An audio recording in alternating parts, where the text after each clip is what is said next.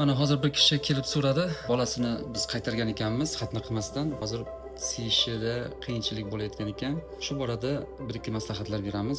Bola agar jinsiy holati ichkariga tortilib kirayotgan bo'lsa, ayniqsa hali yurib ketmagan bo'lsa, xatnadan keyin ham kirib ketaveradi. Ko'pincha chiroyli chiqmaydi. Shuning uchun imkon bo'lsa parvarish qilib, bulbuli sargina tashqariga chiqib uzaysa, keyin xatna qilinsa, natijasi chiroyliroq chiqadi. Shuning uchun biz ba'zilarini qaytaramiz. Keyinchalikka. Ya'ni nisbiy qarshi ko'rsatma bo'lgani uchun SPC deyiladi, kiruvchanligi bo'lgani uchun.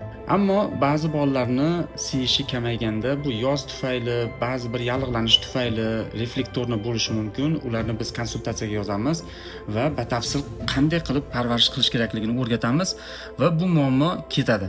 Albatta vaqtincha ketadi, masalaning yechimi o'zi xatna bo'ladi, faqat bolani yaxshiroq holatida xatna qilishni biz tavsiya qilamiz. Shu narsalarga e'tibor beramiz. Sog' salomat bo'linglar.